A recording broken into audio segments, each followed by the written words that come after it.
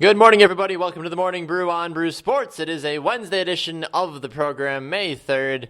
And I've just been told before we went on the air that there's a lot of stuff actually happening the rest of the week. Tomorrow, May 4th, may the 4th be with you, of course, those Star Wars fans. And then Cinco de Mayo. Who would have guessed? But I guess if you actually look at a calendar and just knew how to read numbers, you would also just understand and not be an idiot like I am. So anyway, that's completely besides the point. I just wanted to point that out to any of you that maybe were like, oh, well, that's cool. So there you go. Now you know. Anyway, I'm Baxter Colburn. That's Jaymee Evers. Good morning, Jaymee. How are you? Wonderful. How are you? Phenomenal. You're wonderful today. You're not good or great. You're just you're wonderful today? Yeah, I was going to say good. You're always good. Then Jaymee is the most good person I've ever met. But then I switched it up. Like, I'm good.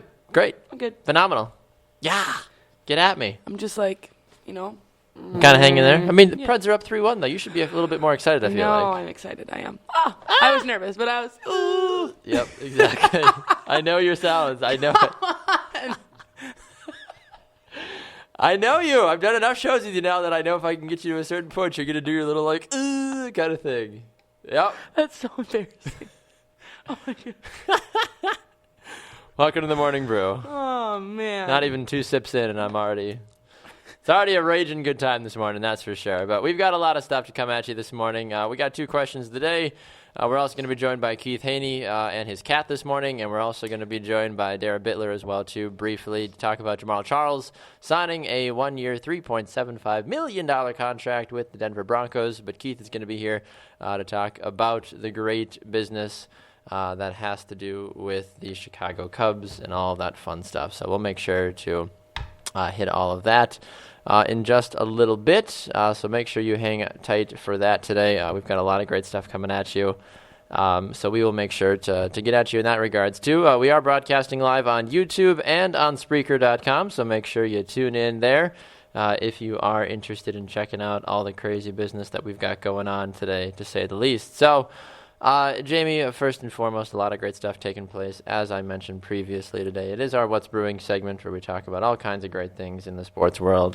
What is brewing in the wide world of Jaymee Evers this morning? Ooh, in my wide. Well, I mean, it can be your world, it can be anybody's world, but more specifically. If we're going to go with my world, I would have to say let's talk about little Sidney Crosby having to sit. Little Sidney. My gosh, poor Sidney. Got that upper body injury, first and foremost. Let's be honest about this. But now, they officially actually came out and said he got a concussion. Right. Out for Game 4. Yep. What does this mean for the Pens' chances now moving forward? Well, we kind of talked about this yesterday. They're really going to have to prove that even though Crosby is such a big part of their team, that they're going to have to be able to do it without him. It's going to give a lot of other guys the opportunity to step up to the plate. So I think it's overall good for them. For Penguins fans, I don't think they should be that worried because, for example, when Fiala broke his femur, fractured his femur, it didn't really slow down the Preds at all. So I'm hoping, I mean, as much as I don't want the Penguins to advance, hoping that I can just prove that even though he is such a detrimental piece of the puzzle, that they'll still be able to advance without him. Detrimental? I don't know. I think you meant integral or... I started with a different word in my head, and then that one just spewed out. Yes. They're not just detrimental, they're... Yes. That one just spewed out. It's okay. It happens to the best of us. But no, yeah, detrimental, I feel like, was not the word you were looking for. But it's okay, though. It's completely okay that that is the word you decided to go with today. It's detrimental that he's injured. It's detrimental that he's injured, correct. There we go. But it's not detrimental in the sense that he is not able to... Wait. He's not a detrimental part of the team. He's an integral part of the team. It's detrimental that he is not playing. Mm-hmm. There we go. We got there. We got there eventually. I don't know. I have no idea. English and things this morning are sometimes not as easy as it seems for some people, to say the least. But that's besides the point, isn't it? Yes. All right. Anyway, looking across the board, a couple of the other things that we've got taking place today. What's brewing also, as we mentioned. We're going to talk a little bit more in depth about what's taking place in Boston with the racist chants and everything with Adam Jones. We talked about that yesterday. I did want to talk briefly about, apparently you can get Beyonce's lemonade box. I don't know if you've seen this or heard about this. I have not. So she has this like 300 or 400 page book basically of, it's just called How to Make Lemonade Collector's Box from Beyonce. You can pre-order it.